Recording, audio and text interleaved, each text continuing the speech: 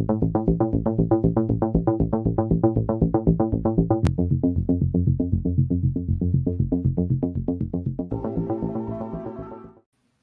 Viewers, मैं हूं अनीस फारूकी और आप देख रहे हैं मुझे मेरे चैनल पे। एक बड़ी जिसे कहते हैं ना, अफवाहों का एक बाज़ार सरगर्म में अमल रहा। जो जब अमेरिका का दौरा हुआ जनरल आसिम मुनीर का, किससे मिले, किससे नहीं मिले, क्या बातचीत हुई, क्या पॉलिसी हुई, क्या एजेंडा था, क्या नवाज शरीफ थे, क्या अफ़गानिस्तान था, बहुत सारे सवाल, इलेक्शन था। लेकिन असलियत क्या है? एक जो बड़ा मज़ाक़ का ख़ेज़ इल्ज़ाम लगा वो ये था कि जनाब सलमान अहमद जुनून के उन्होंने लगाया था कि वहाँ तो उनसे कोई मिलने ही नहीं आया, लोगों ने बायकॉट कर दिया। आइए ज़रा असलियत पता करते हैं आसिम सिद्दीकी से। आसिम साहब, अस्सलाम वालेकुम, कैसे हैं आप? वालेकुम अस्सलाम। भाईजान, आप अमेरिका में वाशिंगटन में रहते हैं, आपके चीफ़ ऑफ आर्मी स्टाफ आता है, आप लोग बायकॉट कर देते हो, वहाँ लोग नहीं होते, ये क्या चक्कर है? जी, इस दफ़ा बस जर्नलिस्टों का बायकॉट हुआ था, जर्नलिस्टों को बुलाया नहीं था। जी, जी। जर्नलिस्टों को जिनको उनको रखना चाहिए था कि वो तो सिफ़ारत खाने का काम था ना, चलिए। हाँ, तो लेकिन ये बिल्कुल गलत बात है। उन्होंने जिनको जिनको बुलाया था उससे ज़्यादा लोग आए थे। हुँ, यानी जिन सिंगल एक बंदे को बुलाया था तो वो बीवी को भी लेकर आ गए थे। मतलब वो कहते हैं कि 100% नहीं बल्कि 110%। और ये मैं हुँ, नहीं कह रहा, ये अनवर इकबाल साहब डॉन के उन्होंने ये बात कही। तो देखें, ये तो पीटीआई के साथ प्रॉब्लम ही यही है कि वो खबर को खबर रहने ही नहीं देते हैं। हुँ, वो खबर को अपनी पसंद की है तो उसको 10 गुना बढ़ा के आगे कर देते हैं, और अगर अपनी पसंद की नहीं है तो उसको झूठ साबित करने में कोई कसर नहीं छोड़ते। और ये हम अभी से नहीं देख रहे हैं, ये बहुत हुँ, पहले से देख रहे हैं। हुँ, और वाशिंगटन की गलियों में आपने देखा कि व्हाइट हाउस के सामने, और अब वो कहाँ हैं? हुँ। सड़कों से वो बेसमेंट में चले गए हैं। अब उनकी सन्नाटे छा गए। औकात सिर्फ ये हो गई है कि वो बेसमेंट के अंदर बैठ के, रेस्टोरेंट में बैठ के जब भी इधर-उधर देखते रहते हैं कि कोई सुन तो नहीं रहा हमारी बात। तो हुँ। वो अब मेरा ख़्याल है कि वक़्त आ लेकिन गया है कि वो भी मेरा ख़त्म। मेरा जो इशारा है ना, वो ज़ाहिर है आपको पता है, जुनून जो है, जुनून ग्रुप के सलमान जी, अहमद जी, ने बिल्कुल, बिल्कुल ये सलमान की इस तरफ तरह है। की एक मज़ाक़-ख़ेज़ बात की, लेकिन मुझे इस पे भी कोई एतराज़ नहीं। उन्होंने क्या मुझे लेकिन सिर्फ़ अनीस साहब, उनको तो अपने लोगों ने ऑन नहीं किया। आपने देखा वही उनको मैं कह रहा कितनी हूँ कि गालियाँ पड़ी उनकी हैं? उनकी नीयत पे देखिए कि वो नीयत क्या थी कि आपके मुल्क का एक आर्मी चीफ़ दूसरे मुल्क में आया हुआ है और आपने उस मौके को भी नहीं जाने दिया पाकिस्तान को हतक का निशाना बनाने के लिए। ये बड़े अफ़सोस की बात है। और सबसे बड़े फिर मज़े का ख़ेज़ बात ये हुई कि आपके अपनी जमात पार्टी, आपके उन्होंने जिसका पट्टा आप गले में डाल के घूमते हैं, उन्होंने आपको डिसोन कर दिया। बाकायदा कोर कमेटी ने कह दिया सलमान अहमद से हमारा कोई ताल्लुक नहीं है। शहबाज़ गिल, मोहित पीरज़ादा या आदिल राजा है, जो भी कुछ कर रहे हैं अपने ओन पे कर रहे हैं। तो कितनी शर्म की बात है।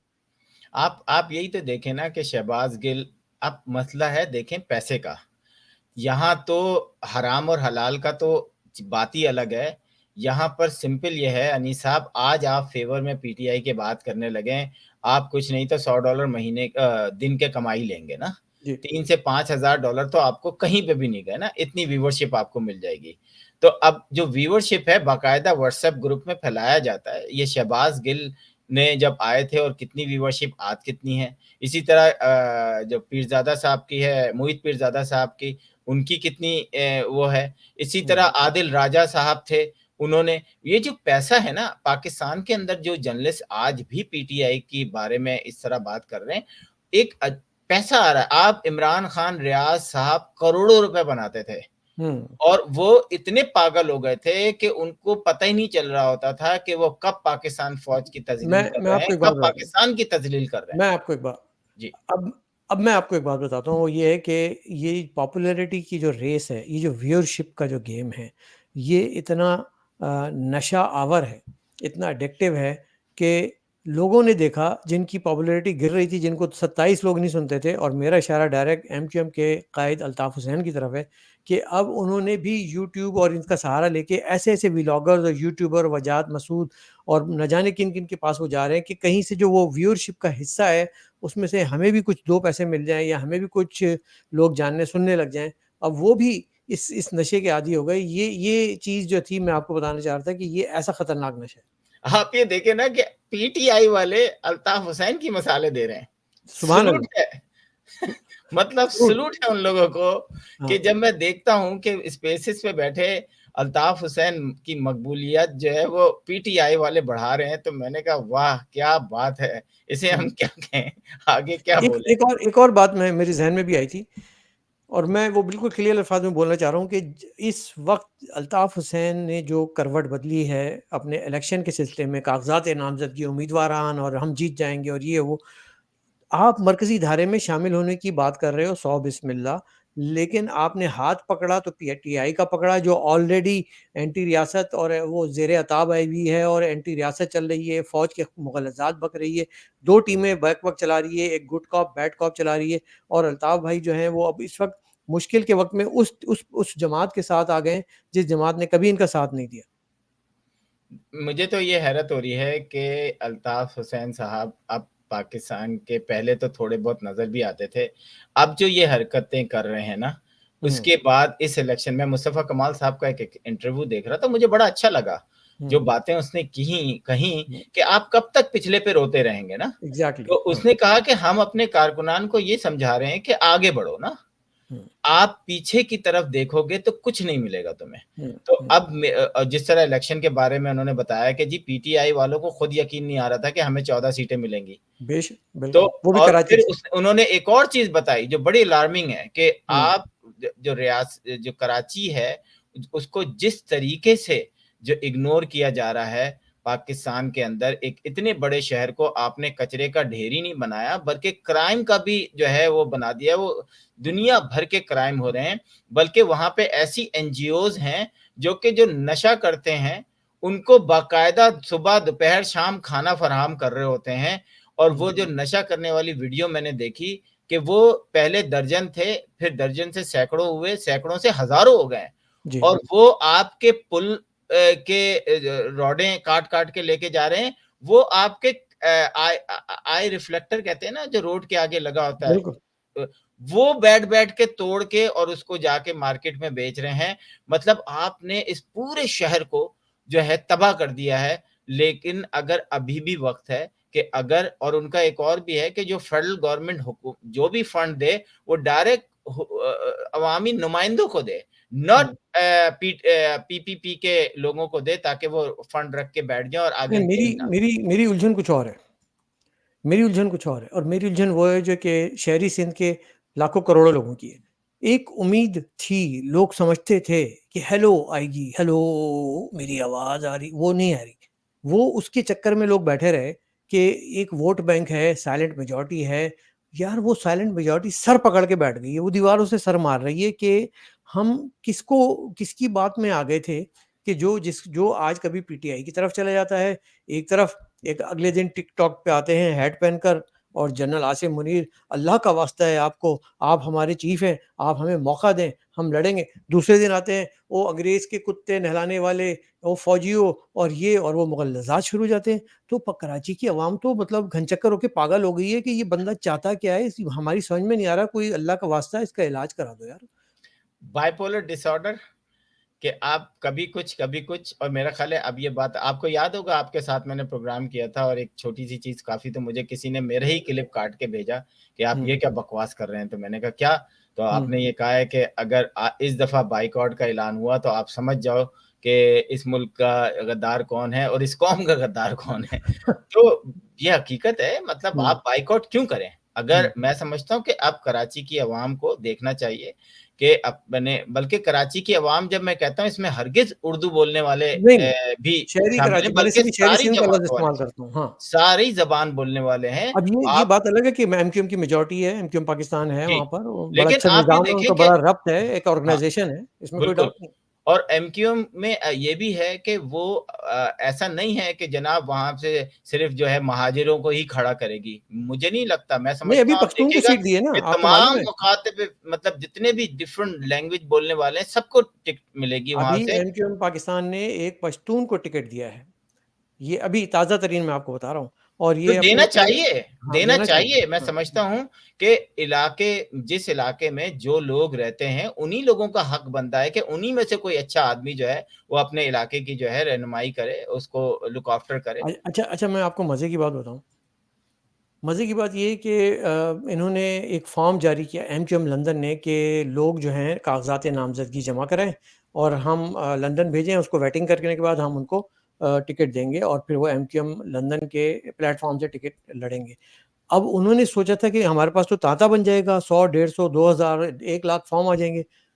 आखिरी खबरें आने तक 15-16 फॉर्म भी नहीं आ पा रहे, और इस पे ज़ाहिर है आपको मालूम है कायद झुँझला जाते हैं, वो फिर शोर मचाते हैं, और उन्होंने अपने कारकुनों पे बरसना शुरू हो गए, और अब वो इस बात को खुफ़िया रखा जा रहा है, कह रहे हैं कि हम आखिरी दम तक इसको खुफ़िया रखेंगे, कि हम ये नहीं बताएँगे कि कितने फ़ार्म जमा हुए हैं, ज़ाहिर है कि हुए ही नहीं।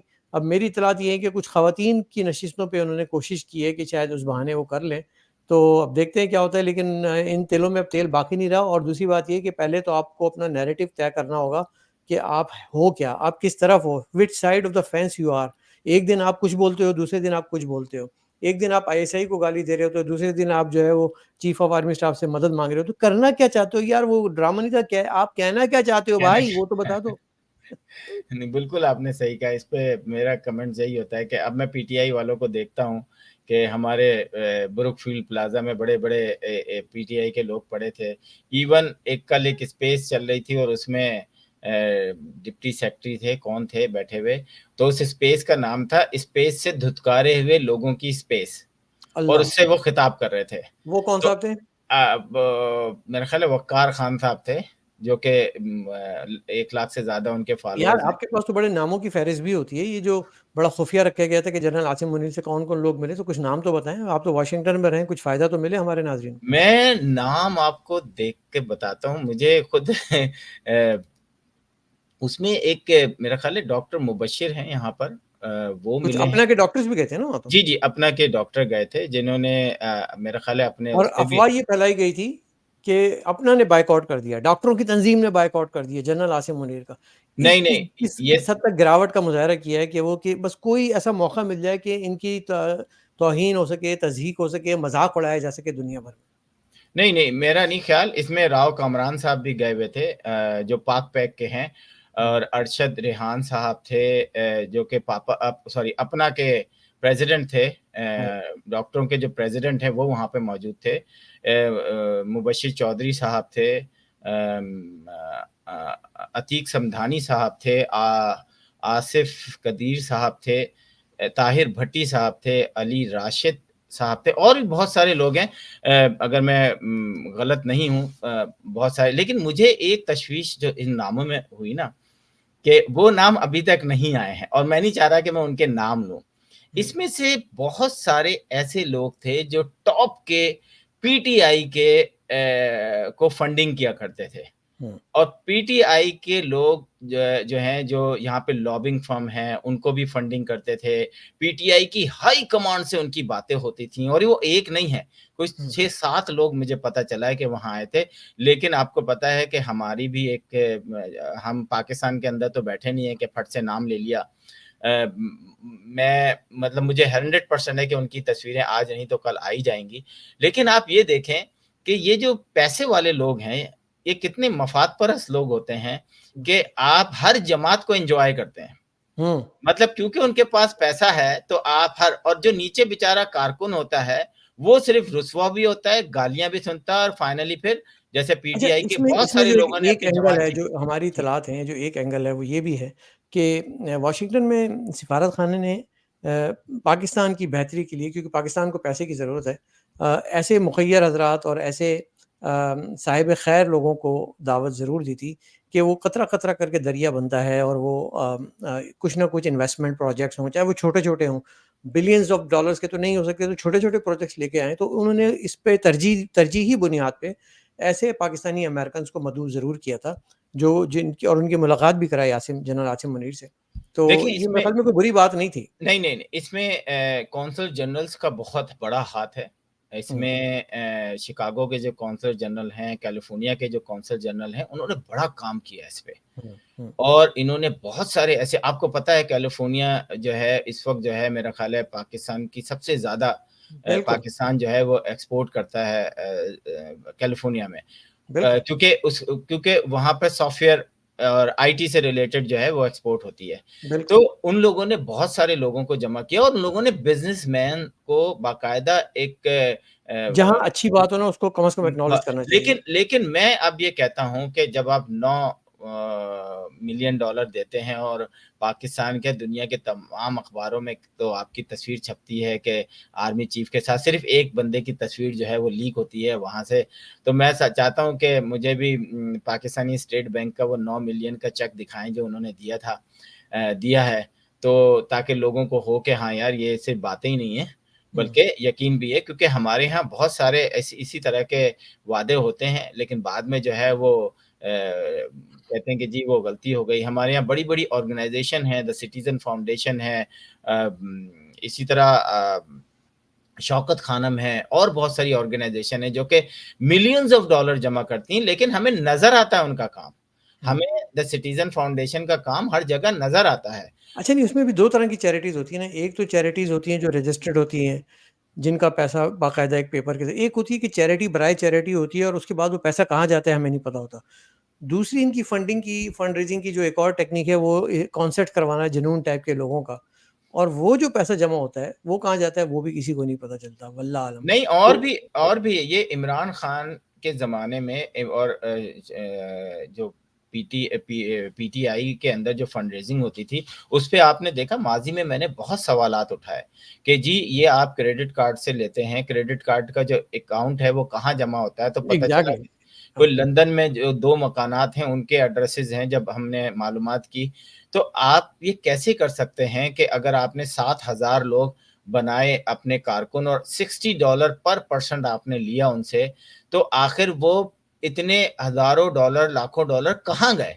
किस सही बात मद है। में खर्च हुए हैं? कम से बिल्कुल। कम पार्टी का वो कारकुन जो कि मेरा भाई भी हो सकता है, मेरी बहन भी हो सकती है, उसे पता हो कि मेरे $60 जो है वो पाकिस्तान में गए हैं और पाकिस्तान में जमा हुए हैं, ना कि यहाँ पर बैठकर अच्छा, एक बंदा जो है एक उसने और खा एंगल पे मैं आपसे बात करना चाह रहा हूँ, वो ये है कि जो लाताल्लुक़ी आई सलमान अहमद से, ठीक है?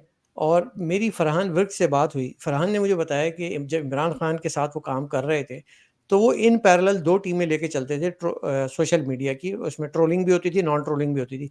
तो एक तो वो टीम होती थी जो उनकी ऑफ़िशियल होती थी, जिसको वो एक्नॉलेज करते थे, और एक टीम वो होती थी जो एक तरह की डिस्गाइज़ अंडर कवर होती थी।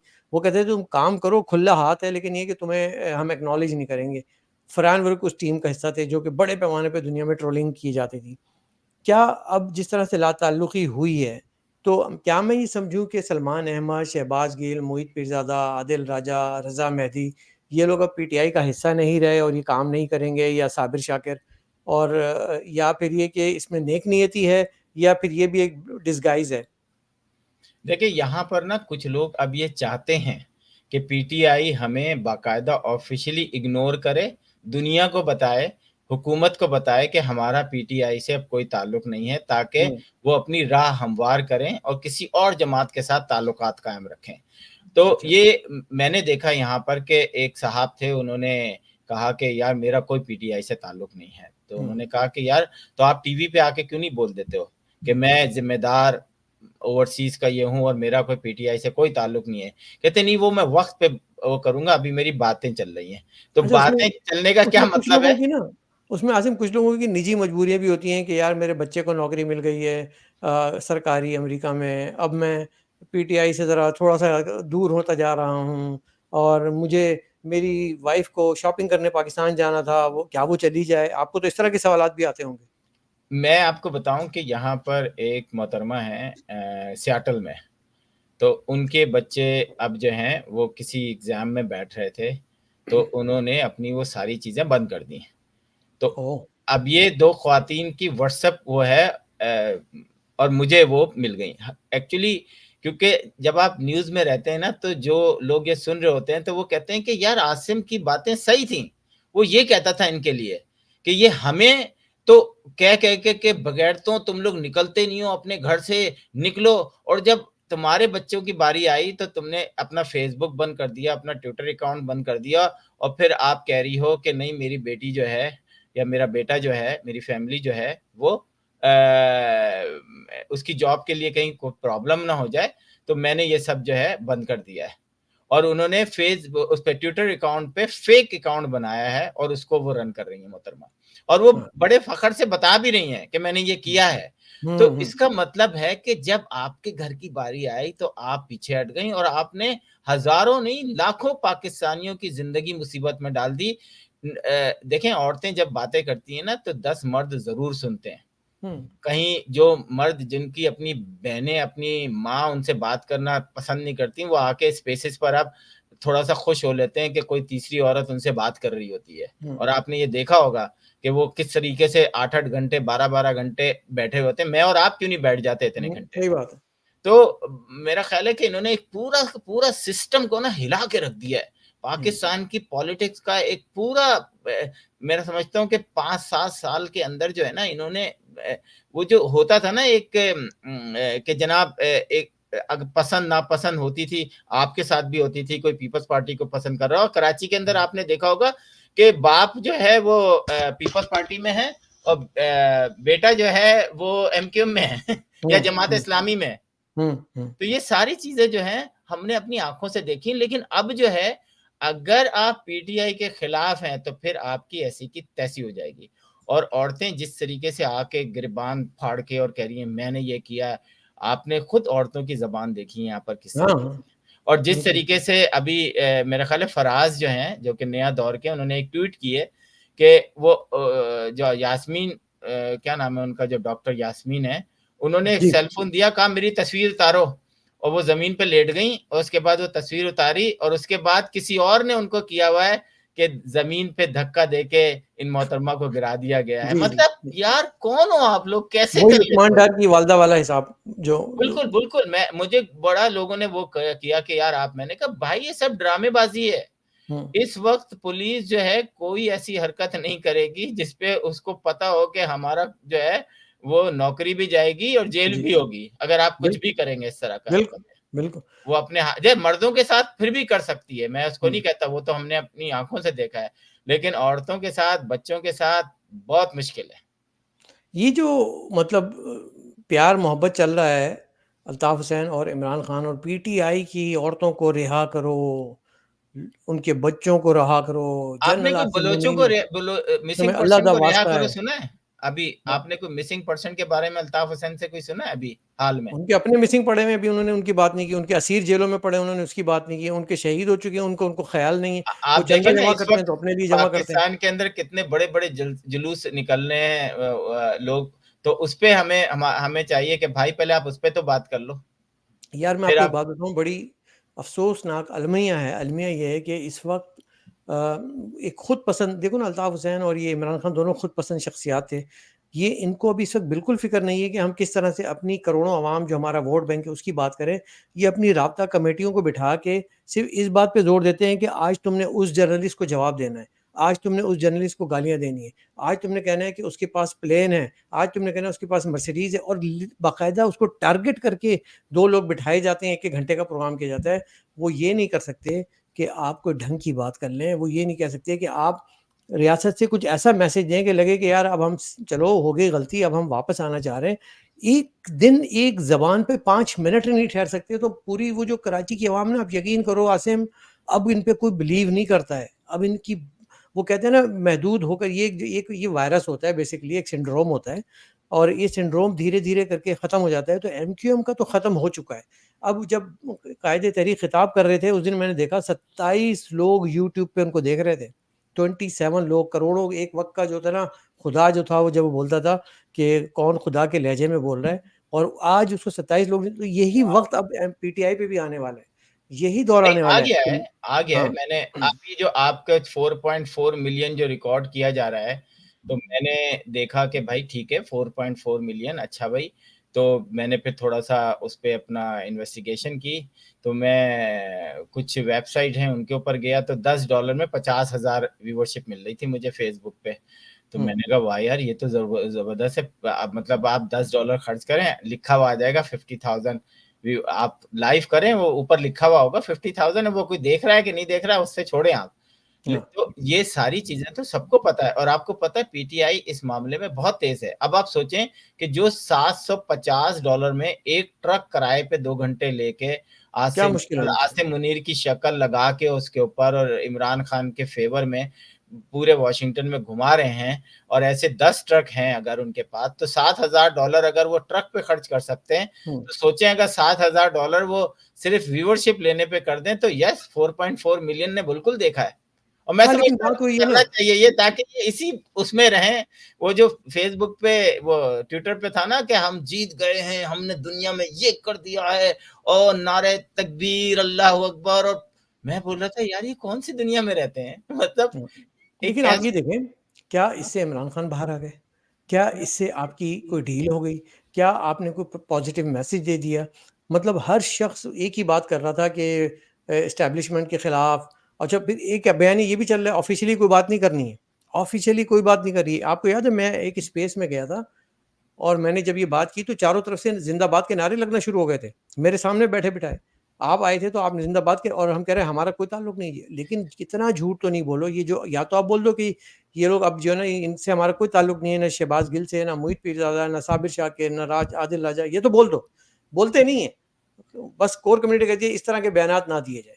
तो देखें अनीस साहब, मैंने एक टिकटॉक पे एक बल्कि मैंने नहीं, मुझे एक साहब ने बताया कि देखो ये सोशल मीडिया जो है ना, इससे डिसीजन आप ये नहीं कह सकते कि सोशल मीडिया पे ये है तो ये हो जाना चाहिए। हुँ, तो उसने फ़लस्तीन को टिकटॉक पे सर्च किया तो उस पे था 9 trillion, not billion, hmm, trillion मतलब लोगों की जो अब तक की जो रिपोर्टें और टोटल और जब उसने इसराइल को किया तो 6 हुँ, बिलियन हुँ, फ़र्क देखें आप। हुँ। तो क्या फ़लस्तीन ने और इसराइल ने जंग बंद कर दी कि यार ट्विटर पे या टिकटॉक पे तो यार इसके फ़ेवर में ट्रिलियन लोगों की है।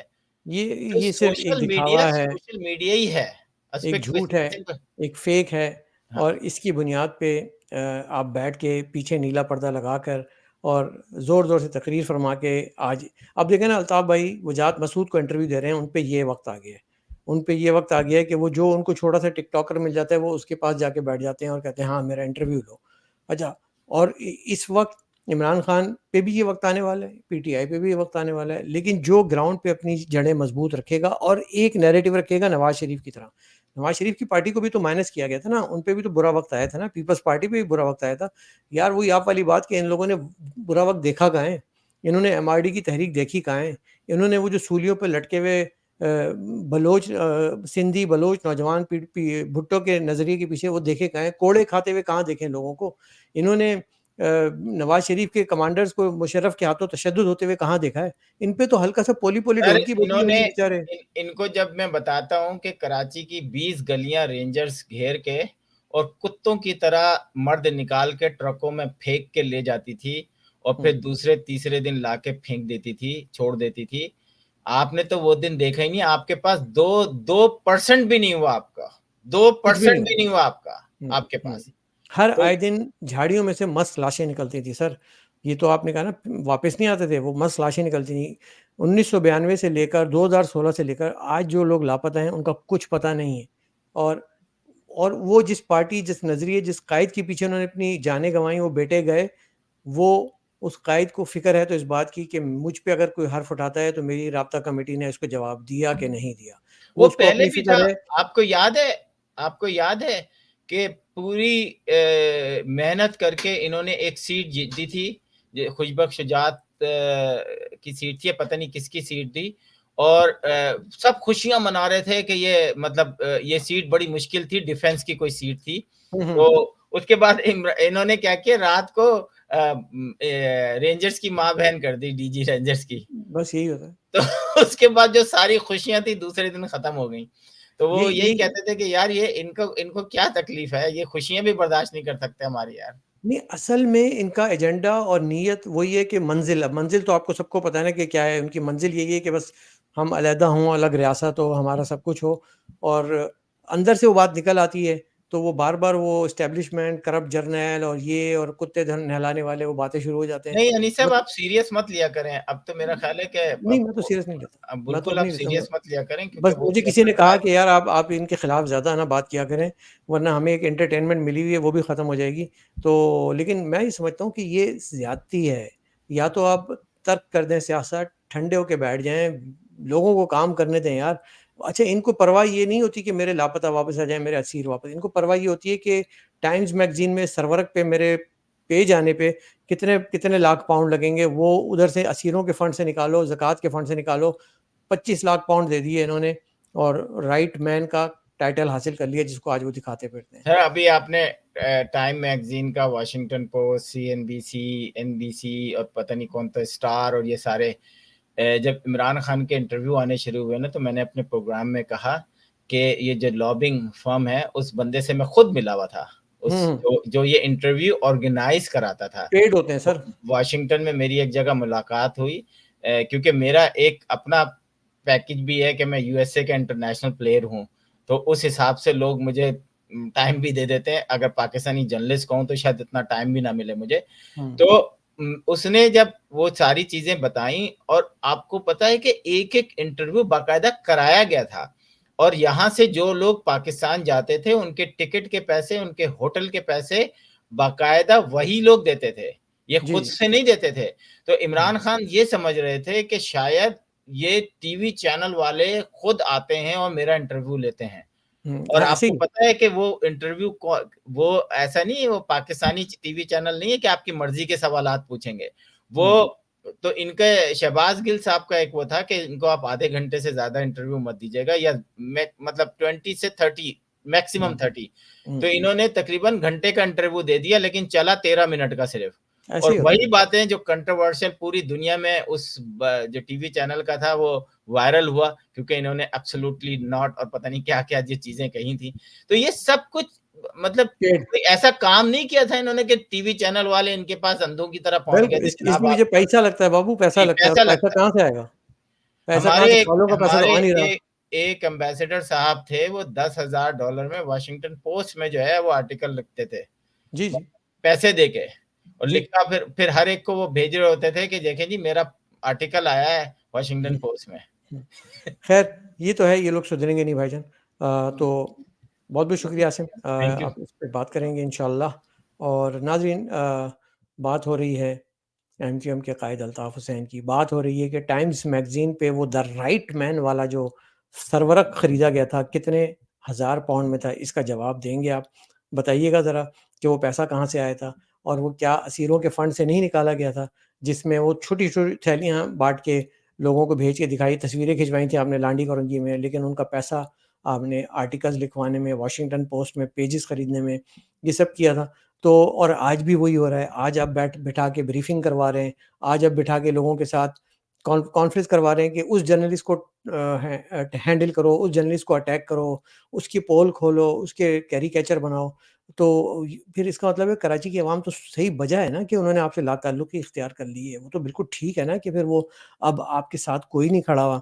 और मैं आपको चैलेंज करता हूँ आज, आँखों में आँखें डाल के चैलेंज कर रहा हूँ कि कागज़ात नामज़दगी जमा करा के जब लोग वापस आएँ, तो उनकी फ़हरिस्त हमें बता दीजिएगा, कितने हज़ार, सैकड़ों, दर्जन लोगों ने ये जमा कराए हैं और ये शोशा आपने छोड़ा क्यों था?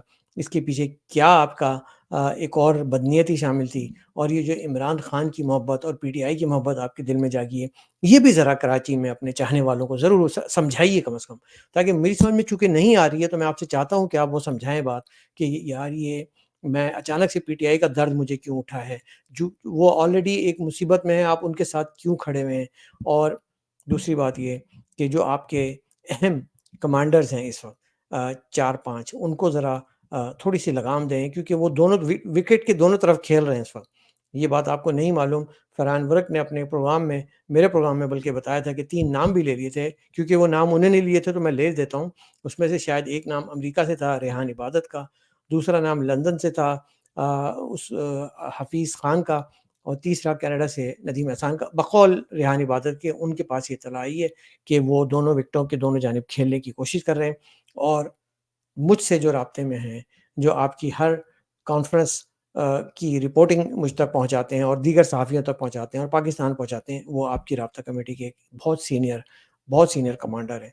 लेकिन उनका नाम हम नहीं बताएँगे, उनके ताउन से ही हम तक वो ख़बरें पहुँचती हैं कि आप क्या प्लान कर रहे हैं, क्या खेल रहे हैं और किस तरह से पाकिस्तान की सालमियत, पाकिस्तान के ख़िलाफ़, पाकिस्तान की रियासत के ख़िलाफ़, पाकिस्तान की अफ़वाज के ख़िलाफ़ आप साज़िशें कर रहे हैं। इसको रोक दीजिए खुदारा। आपकी एक एक रिस्पेक्टेबल टेन्योर गुज़ारा है आपने, एक बहुत अच्छा वक़्त गुज़ारा है। लोगों के दिलों में आपकी अच्छी याद रहनी चाहिए और अब ये इमरान खान और ये पीटीआई और ये शहबाज़ गिल और ये मसूद वज़ाद मसूद इन लोगों को इंटरव्यू देके अपना कद और मज़ीद मत गिराइए। खुदा के वास्ते आप एक कायद रहे हैं, उसका स्टेचर को समझिए। नौजवान कोई भी कल को एक नौजवान खड़ा होके आपसे सवाल कर लेगा। मैं देख रहा हूँ कि नौजवान खड़े हो रहे हैं, नौजवानान कराची खड़े हो रहे हैं, एमक्यूएम पाकिस्तान में नई लीडरशिप आ रही है, ख़वातीन आ रही हैं, तो अब आपका टाइम पूरा हुआ है। ये फ़िल्म अब आगे और नहीं चलेगी। यहीं तक अनीस फ़ारूकी का प्रोग्राम था। इजाज़त दीजिएगा नाज़रीन, फिर मिलेंगे इंशाअल्लाह। अल्लाह हाफ़िज़।